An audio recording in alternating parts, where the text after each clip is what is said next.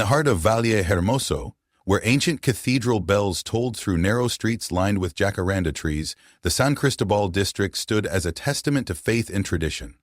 But in June 2015, this peaceful sanctuary would become the epicenter of a story that would shake the foundations of the Catholic Church and leave an entire nation questioning everything they believed about trust, faith, and the darkness that can lurk behind the most sacred walls. Santo Redentor Cathedral, with its towering spires reaching toward heaven, had been more than just a place of worship. For over 15 years, it was home to Father Alejandro Ruiz Montero, a man whose reputation for miraculous healings and exorcisms drew thousands from across the country. His gentle smile and supportive culture made him a beacon of hope in a world hungry for miracles. But beneath the surface of his pious exterior, Father Alejandro harbored secrets that would ultimately lead to an unthinkable act of betrayal. When young Deacon Mateo Sebastian Vega Torres vanished after a late-night meeting at the cathedral, no one could have imagined that the search for truth would uncover a web of forbidden relationships, financial deceit, and ultimately murder. The story that unfolded would test the faith of an entire community and expose how even the most trusted spiritual leaders can fall from grace in spectacular fashion. This isn't just another tale of crime and punishment. This is a story about the price of silence, the power of secrets, and the devastating consequences when those we trust most betray that trust in the most horrific way possible. The events that transpired in those warm June nights would forever change how an entire nation viewed the relationship between power, faith, and human desire. What you're about to hear isn't just a crime story. It's a warning about the masks we wear, the lies we tell ourselves, and the devastating price of truth in a world built on appearances. Stay with me, because nothing in this case is what it seems, and by the end, you'll question everything you thought you knew about faith, trust, and human nature. The San Cristobal district of Valle Hermoso stands as a stark contrast between old-world charm and modern urban life. Tree-lined boulevards stretch past colonial mansions and bustling marketplaces, while the morning sun casts long shadows across cobblestone streets that have witnessed centuries of faith and tradition. This neighborhood, named after a revered military priest from Mexico's fight for independence, carries an air of distinction that sets it apart from the city's more commercial districts. At the heart of this historic quarter rises Santo Redentor Cathedral, its weathered stone facade telling stories of countless prayers and confessions. The cathedral's distinctive bell tower, visible from blocks away, became a beacon of hope for those seeking spiritual guidance. Every Monday, Thursday, and Friday, the cathedral steps would overflow with believers, their faces etched with worry and hope, all waiting for a chance to meet the man they believed could heal their deepest wounds. Father Alejandro Ruiz Montero first arrived at Santo Redentor in 2004, bringing with him a reputation that would only grow more powerful with each passing year. His presence commanded attention, tall and distinguished, with penetrating eyes that seemed to look straight into one's soul. But it wasn't his appearance that drew thousands to his doorstep. It was something far more compelling. Parents clutching photographs of missing children, families desperate to free loved ones from addiction, individuals claiming to be possessed by evil spirits, they all found their way to Father Alejandro's confessional. His healing ceremonies became legendary throughout Valle Hermoso.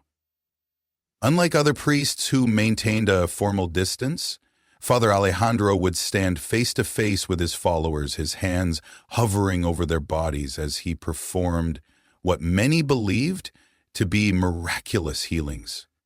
Doña Catalina Ochoa, his faithful assistant, would stand nearby, ready with blessed oils that the priest would use to anoint those seeking divine intervention. These dramatic displays of spiritual power turned him into something of a celebrity, leading to appearances on television shows about supernatural phenomena and even a published book, Psalms and Prayers to Heal the Soul. By 2012, Father Alejandro's influence had grown beyond the cathedral walls. He became a fixture at community events, from local festivals to sports tournaments, Children would run to greet him in the streets, while their parents sought his blessing. His charisma and apparent dedication to his flock made him seem more like a beloved family member than a distant religious figure. It was during this period of growing influence that a young seminarian named Mateo Sebastian Vega Torres first crossed paths with Father Alejandro. Mateo, with his brilliant mind and unwavering dedication to the church, quickly caught the priest's attention. Fresh from completing his theology degree at a prestigious university, Mateo brought a modern perspective to ancient traditions, combining his religious studies with a master's degree in psychoanalytic therapy. His understanding of both the spiritual and psychological aspects of human suffering made him the perfect complement to Father Alejandro's ministry. The relationship between the older priest and his young protege grew stronger with each passing year. By 2015, Mateo had become Father Alejandro's right hand in all church matters, often staying late into the night to assist with parish business. Their close bond seemed to exemplify the ideal mentorship between an experienced priest and a promising young deacon. But beneath this picture-perfect facade, something far more complex and dangerous was brewing, a relationship that would ultimately end in betrayal and death. Born into a traditional family in Valle Hermoso in 1990, Mateo Sebastian Vega Torres grew up in a modest home in the Monte Alto district, where faith and education stood as pillars of daily life. The youngest of two brothers, Mateo lived with his parents and older brother Diego, who would later become his strongest advocate during the darkest chapter of their lives. From his earliest days, Mateo displayed an exceptional intellect that set him apart from his peers. Those who knew Mateo during his childhood speak of a remarkably compassionate boy who found his purpose in serving others. His mother, working as a teacher, provided him with a monthly allowance of 10,000 pesos, nurturing his education until her untimely passing in early 2015.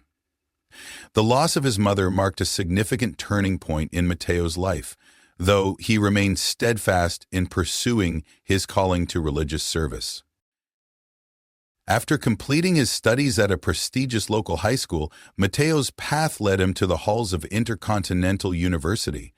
There he immersed himself in theological studies, diving deep into ancient texts and modern interpretations of faith. Yet Mateo's intellectual curiosity stretched beyond traditional religious education. He emerged as a unique figure among his peers, choosing to blend spiritual guidance with scientific understanding by pursuing a master's degree in psychoanalytic psychotherapy at the same institution. This unusual combination of spiritual and psychological training shaped Mateo's approach to ministry. He specialized in missionary work and evangelization, while developing tools to understand the complexities of human behavior and mental health.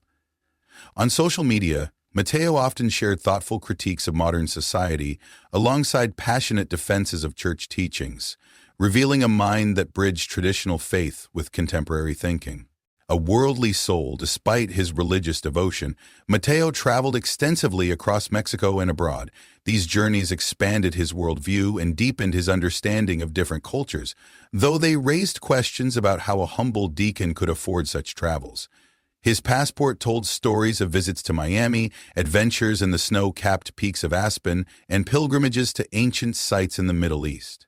The year 2012 marked a pivotal moment when Mateo first encountered Father Alejandro Ruiz Montero at Santo Redentor Cathedral. Their initial meeting sparked what appeared to be a profound mentor-mentee relationship.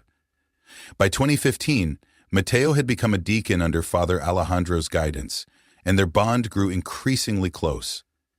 Late-night meetings became routine, often stretching into the early hours of morning as they worked on various church projects. Yet in the months leading up to June 2015, subtle changes in Mateo's lifestyle raised eyebrows among those who knew him well. The young deacon, who had always lived modestly, suddenly displayed signs of unprecedented wealth. He acquired a new, expensive car and carried the latest model smartphone. Most puzzling was his decision to rent an apartment near Santo Redentor Cathedral, commanding a monthly rent of 6,000 pesos, a substantial sum for someone without regular income. Bank records would later reveal a pattern of significant cash deposits and mysterious transfers from accounts connected to Father Alejandro. Mateo had planned to show his new apartment to his family on Friday, June 14, 2015, a gathering that would never take place. These unexplained financial connections between the priest and his deacon would later become crucial pieces in understanding the tragic events that followed. Despite these material changes, Mateo remained deeply committed to his spiritual path. His fellow seminarians remembered him as a joyful presence, always eager to help both the church and community. His genuine devotion to serving others never wavered, even as his lifestyle began to reflect an affluence that seemed at odds with his humble calling. This contradiction would later become one of the many mysteries surrounding his final days. The evening of June 11, 2015 began like any other at Santo Redentor Cathedral. The sun had already dipped below the horizon when Mateo Sebastian Vega Torres pulled his gray Chevrolet into the cathedral parking lot. Security cameras captured his arrival at 11:04 p.m., a time that would later become crucial in piecing together his final hours. Mateo wore blue pants, a light-colored shirt, and black shoes, the last outfit his family would ever see him in. Earlier that evening, Mateo had texted a close friend mentioning his plans to meet Father Alejandro Ruiz Montero at the cathedral. The message included an offhand comment about staying overnight at the priest's residence, a detail that would later take on dark significance. His brother Diego received the last family communication from Mateo around this time, a casual message that gave no hint of the tragedy about to unfold. The quiet hours of the night stretched on. Security footage showed Mateo's vehicle remaining stationary inside the cathedral grounds for exactly 4 hours and 12 minutes. During this time, the usually bustling streets of San Cristobal district had fallen silent, with only the occasional passing car disturbing the night's stillness. As dawn approached on June 12th, the first signs of trouble emerged. Diego's morning messages to his brother went unanswered. Diego for Mateo, who typically maintained regular contact with his family, calls went straight to voicemail. Hours passed, and the growing silence became increasingly unsettling. Then came a peculiar phone call that would later raise red flags among investigators. Father Alejandro contacted Diego, his voice carrying an oddly detached tone, as he inquired about Mateo's whereabouts. The priest claimed the young deacon had never shown up for their scheduled meeting, a statement that directly contradicted both the security footage and Mateo's last text message. By this point, Vallehermoso was experiencing a surge in violence. Nearly 700 homicide victims, 30 kidnappings, and numerous other violent crimes had plagued the city. 2 recent cases, the deaths of university students under mysterious circumstances, had left the community on edge. This atmosphere of fear intensified the Valle Torres family's growing sense of dread. Diego, driven by mounting concern, made his way to the specialized missing persons unit at the prosecutor's office. There, he methodically detailed his brother's usual routes and habits. He described how Mateo typically traveled from their home in Monte Alto, following Sierra Verde Highway before connecting to Avenida Reforma, eventually arriving at Santo Redentor Cathedral. The initial hours of any missing person case are crucial, and investigators immediately began tracking Mateo's last known movements. They noted the stark contrast between Father Alejandro's claim that Mateo never arrived at the cathedral and the security footage showing otherwise. This discrepancy, though subtle at the time, would later become a pivotal piece of evidence. As Diego filed the official report, he couldn't shake the feeling that something was terribly wrong. His brother, a responsible young man devoted to his religious duties, would never simply vanish without explanation. The family's anxiety deepened with each passing hour, their minds racing through possible scenarios, none of them good. The disappearance of a deacon from one of Vallehermoso's most prominent cathedrals quickly caught media attention. Local news outlets began reporting on the case, their coverage highlighting the unusual circumstances, a young religious man vanishing after a late-night meeting with his mentor. The stories sparked public interest, but also cast an uncomfortable spotlight on Santo Redentor Cathedral and its charismatic lead priest. Unknown to the Vigatores family, as they filed their missing person report, events were already in motion that would transform their search into something far more horrific. While they desperately sought answers about their missing son and brother, a grim discovery was about to shake the foundations of their faith and forever change their lives. As morning broke over the Libertadores district on June 12, 2015, a concerned resident contacted Valle Hermoso's citizen security about an abandoned vehicle. The gray Chevrolet sat motionless on Calle Los Pinos near its intersection with Paseo del Mar. The car's presence had unsettled local residents. Something about its stillness felt wrong in the quiet residential street. When officers arrived at the scene, what they found would forever haunt the memories of even the most seasoned investigators. There, in the back seat, lay a body wrapped in a yellow blanket. Lead investigator, Castellanos, immediately secured the perimeter and called for forensic specialists. The morning sun cast long shadows across the crime scene as technicians worked methodically to preserve every piece of evidence. The victim's face bore testament to a savage attack. The forensic team documented extensive bruising and trauma, noting several missing teeth, evidence of a violent struggle. Most telling was the cause of death: asphyxiation. The killer had used their hands to crush the victim's windpipe, a deeply personal method of murder that suggested intense emotion and close physical contact. The time of death was estimated between 3:30 and 4 a.m. Inside the vehicle, investigators found Mateo's belongings scattered about: his wallet, religious texts, and a tablet computer. Each item was carefully photographed and logged. The crime scene told a story of planned execution rather than random violence. The killer had chosen this location deliberately, a quiet street where the darkness would hide their actions. As word spread through Valle Hermoso about the discovery, Attorney General Isabela Morales took charge of the investigation. She quickly dismissed widespread speculation about organized crime involvement, noting the absence of any ransom demands, and the personal nature of the crime pointed to someone who knew Mateo well. Back at Santo Redentor Cathedral, Father Alejandro Ruiz Montero's response to the news raised eyebrows among investigators. The priest, known for his emotional sermons and passionate healing services, displayed an unusually detached demeanor. He arranged Mateo's funeral wake at the cathedral for Thursday, June 13th, officiating the Mass himself with a composure that struck many as peculiar. During the service, Father Alejandro addressed the media, his words carefully measured.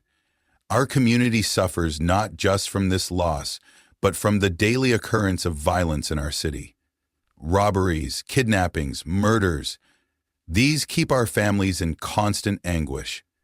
His statement seemed designed to deflect attention from the specific circumstances of Mateo's death, placing it within a broader context of urban violence. The autopsy findings painted a gruesome picture of Mateo's final moments. The medical examiner's report detailed defensive wounds on his hands and arms, indicating he had fought desperately for his life.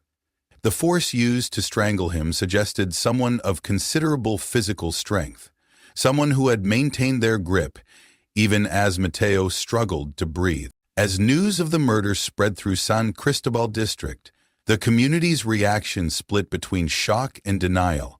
Many couldn't reconcile the brutal nature of the crime with their peaceful neighborhood.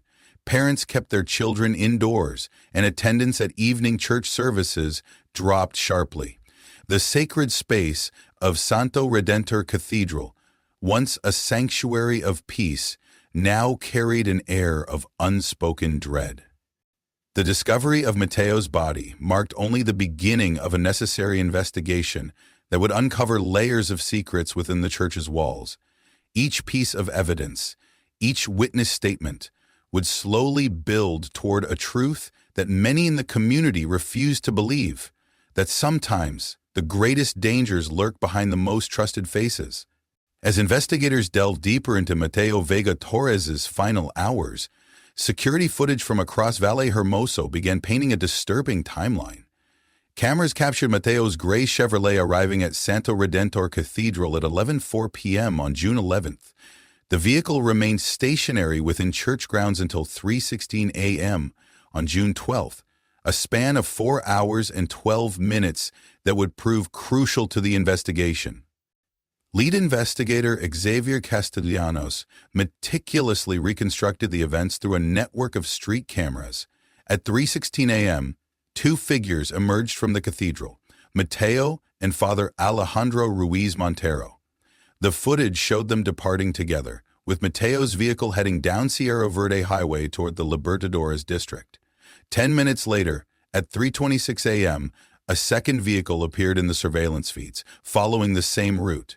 The investigation took a dramatic turn when cell phone records revealed an intricate web of communication. Both Mateo's and Father Alejandro's phones tracked identical movements throughout that fatal night, their digital footprints placing them together at every crucial moment. Most damning was the geolocation data, showing both phones present at the murder site during the estimated time of death. A breakthrough came when investigators searched Father Alejandro's residence. There, in his possession, they discovered Mateo's car keys, a detail the priest couldn't explain. This physical evidence directly contradicted his initial statement about never meeting Mateo that night. The keys became a silent witness to the priest's deception. Investigative journalist Carmen Aguilar uncovered a pattern of financial transactions that raised serious questions. Despite his modest position as a deacon, Mateo had maintained a lifestyle far beyond his means. Bank records showed regular deposits of substantial sums, often coinciding with transfers from accounts linked to Father Alejandro. These transactions formed a pattern stretching back months before Mateo's death. The financial investigation revealed more peculiarities. Mateo, who officially had no income beyond his mother's monthly support of 10,000 pesos, support that had ended with her death in early 2015, had somehow managed to finance international travels to Miami, Aspen, and various Middle Eastern destinations. His new apartment near the cathedral, commanding a monthly rent of 6,000 pesos, seemed impossible on a deacon's modest means. Forensic accountants traced a series of wire transfers between Father Alejandro's personal accounts and various holdings connected to Mateo. The amounts varied but always fell just below reporting thresholds, suggesting an attempt to avoid detection. These transactions often occurred late at night or during early morning hours, timing that matched their frequent late-night meetings at the cathedral. Further investigation of Mateo's tablet computer revealed another layer of complexity. While some media outlets speculated about compromising photographs suggesting intimate relationships within the church hierarchy, Attorney General Isabella Morales firmly directed the investigation toward financial impropriety, rather than personal scandal. Files recovered from the device pointed to Mateo's discovery of significant irregularities in parish financial records. The money trail led investigators to offshore accounts and questionable church expenditures. It appeared Mateo had begun documenting these findings in the weeks leading up to his death. His new apartment, investigators theorized, might have served as a private space to compile evidence of financial misconduct within the church, evidence that may have sealed his fate. As each piece of evidence fell into place, the investigation revealed a complex relationship between priest and deacon that went far beyond spiritual mentorship. Money, secrets, and power had created a dangerous dynamic that would ultimately end in murder. 3 days after Mateo's funeral mass on June 16, 2015, the wheels of justice began turning at Valle Hermosa's Central Courthouse. Attorney General Isabella Morales presented compelling evidence before a control judge who promptly issued an arrest warrant for Father Alejandro Ruiz Montero. The priest's arrest on June 19th sent shockwaves through the San Cristobal district, as police officers led the once revered religious leader from Santa Redentor Cathedral in handcuffs. The prosecution's case rested on an ironclad chain of evidence. Security footage placed Father Alejandro with Mateo during his final hours. Cell phone records traced both men's movements to the murder scene. Most damningly, Mateo's car keys were found in the priest's possession. The prosecution also highlighted suspicious financial transactions between the two men, suggesting a complex relationship that extended far beyond spiritual guidance. Defense attorneys Antonio Zaragoza and Rafael Hidalgo mounted an aggressive counter-strategy. They questioned the authenticity of surveillance footage and argued that cell phone location data could be unreliable in Vallehermoso's dense urban environment. The defense team portrayed Father Alejandro as a victim of circumstantial evidence, emphasizing his decades of service to the community and reputation for healing. The San Cristobal district split into opposing camps. Outside Santo Redentor Cathedral, devoted parishioners staged protests, holding signs declaring the priest is innocent and free Father Alejandro. Some threatened journalists who attempted to cover the story, accusing them of sensationalizing the case. Anaya, a longtime church member, voiced the sentiments of many supporters. They're crucifying a just man, an incomparable servant of God. Yet others in the community began questioning everything they thought they knew about their spiritual leader. Former parishioners stepped forward with accounts of Father Alejandro's unusual behavior and late-night meetings with Mateo. Local shopkeepers near the cathedral spoke of seeing the pair together at odd hours, their relationship appearing more intimate than the typical priest-deacon dynamic. Investigative journalist Carmen Aguilar uncovered a possible motive that went beyond initial speculation about passion or extortion. Her investigation suggested Mateo had discovered significant financial irregularities in church accounts. The young deacon's combination of theological training and psychological expertise had made him uniquely qualified to recognize patterns of manipulation and abuse of power within the church hierarchy. The media circus surrounding the case intensified when Father Esteban Mendoza, speaking for the Archdiocese, visited Father Alejandro at Valle Penitentiary. After the visit, Father Esteban publicly questioned the investigation's integrity, suggesting evidence had been manipulated to frame an innocent man. His statements drew sharp criticism from the prosecutor's office, which maintained that their case was built on solid forensic evidence rather than circumstantial connections. Attorney General Morales took the unusual step of publicly addressing growing rumors about the case. She firmly dismissed speculation about organized crime involvement or crimes of passion. Instead, she directed attention to the financial aspects of the relationship between priest and deacon, suggesting that money, not emotion, lay at the heart of the murder. Father Alejandro maintained his innocence throughout the proceedings, claiming he had been asleep in his quarters during the hours in question. Yet his calm demeanor during court appearances struck many observers as oddly detached for a man facing murder charges. The priest's apparent lack of emotional response to his former protégé's death became another point of discussion in the media's coverage. As the case moved toward trial, the prosecution's theory crystallized around a narrative of power, control, and desperate measures taken to maintain a carefully constructed public image. The question remained, what secrets had Mateo uncovered that were worth killing to protect? The trial of Father Alejandro Ruiz Montero began in early December 2020 at Valle Penitentiary, where he had spent the previous months in preventive detention. The courthouse corridors echoed with whispered prayers from supporters who still believed in their priest's innocence, while the Vega Torres family sat stoically in the front row, seeking justice for their murdered son and brother. Lead prosecutor Isabella Morales opened the proceedings with a methodical presentation of evidence that would unfold over several weeks. The security footage played in court showed Father Alejandro and Mateo leaving Santo Redentor Cathedral together at 3:16 a.m. on that fatal night. The timestamps matched perfectly with cell phone location data, creating an unbreakable chain of evidence tracking both men's movements to the murder scene. Mateo's cousin delivered powerful testimony describing the young deacon's growing unease in the weeks before his death.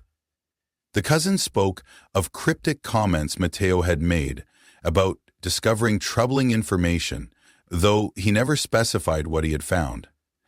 This testimony painted a picture of a man wrestling with a moral dilemma that would ultimately cost him his life. Digital forensics experts took the stand, presenting detailed analysis of both men's cell phones. The geolocation data proved devastating to the defense's case, showing both devices moving in tandem throughout the night, directly contradicting Father Alejandro's claim of being asleep in his quarters. The prosecution emphasized how the phone's movements perfectly matched the timeline constructed from surveillance footage. The financial evidence presented another damning angle. Forensic accountants traced hundreds of thousands of pesos flowing between accounts connected to Father Alejandro and his young deacon. The transactions followed suspicious patterns, always staying just below reporting thresholds. These financial ties suggested a relationship far more complex than spiritual mentorship. Defense attorneys Antonio Zaragoza and Rafael Hidalgo fought back, arguing that the evidence remained circumstantial. They highlighted Father Alejandro's decades of service to the community and questioned the reliability of electronic tracking data. Yet their arguments crumbled when faced with the physical evidence, Mateo's car keys found in the priest's possession, along with DNA evidence linking him to the crime scene. After weeks of testimony, the prosecution delivered closing arguments that focused on betrayal of trust. They portrayed Father Alejandro as a manipulative figure who had groomed his victim through financial entanglement and emotional dependency, ultimately killing him to protect dark secrets within the church's walls. The judges deliberated for several days before reaching their verdict.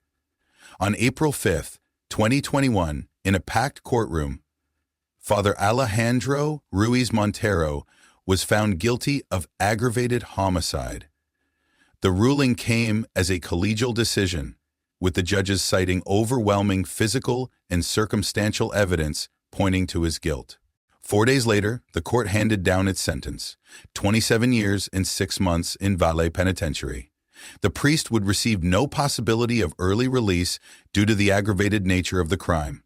Additionally, he was ordered to pay 422,000 pesos in restitution to the Vega Torres family, though no amount of money could compensate for their loss. As the sentence was read, Father Alejandro maintained the same eerily calm demeanor he had shown throughout the trial. His face betrayed no emotion as he heard the words that would condemn him to spend decades behind bars. Even in this final moment, he offered no explanation, no confession, no word of remorse to Mateo's grieving family. The conviction of Father Alejandro Ruiz Montero sent ripples through Valle Hermoso's religious community that continue to this day. Santo Redentor Cathedral, once packed with believers seeking miracles, now stands half-empty during services. The healing ceremonies that once drew thousands have ceased, replaced by quiet, traditional masses led by a succession of temporary priests, each struggling to rebuild trust in an institution shaken to its core. Diego Vega Torres, speaking after the verdict, expressed what many families of murder victims feel: a hollow victory. The sentence brings justice, but not closure. He shared in a rare media interview, 27 years in prison won't bring back my brother, nor will it answer the questions that haunt us every day. The Vega Torres family has since established a foundation in Mateo's name, supporting young seminary students while advocating for greater transparency within religious institutions. The case exposed deep vulnerabilities within the Catholic Church's system of oversight. The ease with which Father Alejandro maintained his public image of sanctity while allegedly misappropriating church funds raised serious questions about financial accountability. The Archdiocese of Valle Hermoso responded by implementing stricter protocols for parish financial management, requiring regular external audits and limiting priests' access to church accounts. In San Cristobal district, the community remains deeply divided.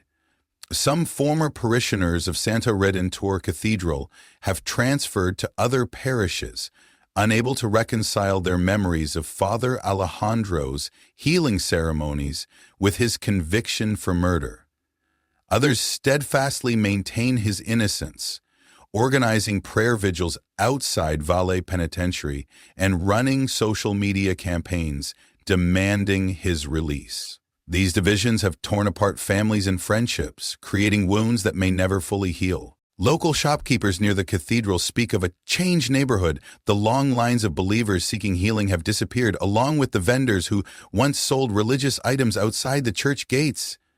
Doña Catalina Ochoa, who assisted Father Alejandro in his ceremonies, has vanished from public view, though some say she still lives in the area, carrying the weight of unspoken knowledge about what truly happened within the cathedral walls. The case has prompted broader examinations of power dynamics within religious institutions. Theological seminaries across Vallehermoso have revised their training programs, adding courses on professional boundaries and ethical financial management. The Archdiocese has implemented new guidelines for mentor-mentee relationships between priests and deacons, specifically limiting one-on-one meetings to daylight hours and public spaces. Yet questions linger, feeding ongoing speculation. The full extent of the financial irregularities Mateo discovered remains unknown. The tablet computer found in his possession, which supposedly contained evidence of church misconduct, was damaged beyond recovery. The nature of his relationship with Father Alejandro, whether one of manipulation, mutual dependency, or something else entirely, continues to fuel debate among those who follow the case. Perhaps most troubling are the questions about how many others might have seen warning signs but remained silent. Former parishioners have come forward with stories of unusual behavior they noticed but dismissed, their faith in Father Alejandro's position overriding their instincts. This collective silence allowed darkness to flourish behind the cathedral's sacred walls. The case has become a cautionary tale taught in criminology classes across Vallehermoso, examining how spiritual authority can be weaponized to maintain secrets and silence victims. It serves as a reminder that true evil often hides behind the most trusted faces in our communities, wearing masks of respectability and faith.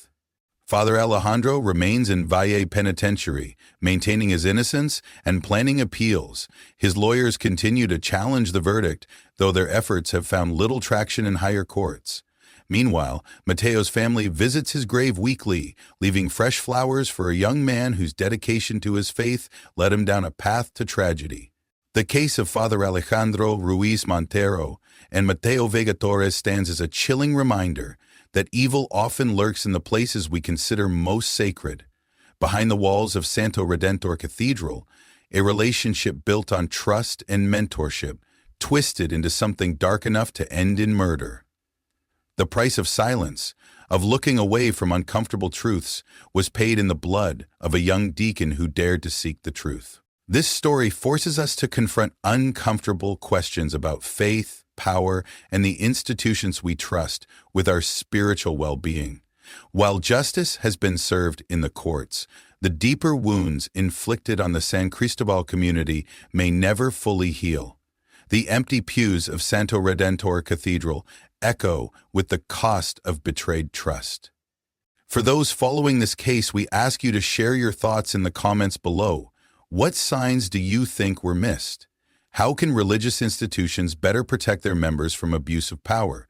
Your insights help build understanding and awareness that might prevent future tragedies. Subscribe to ensure you don't miss this compelling investigation into institutional silence and the fight for truth. Until then, remember, sometimes the most dangerous predators are the ones we invite into our lives with open arms.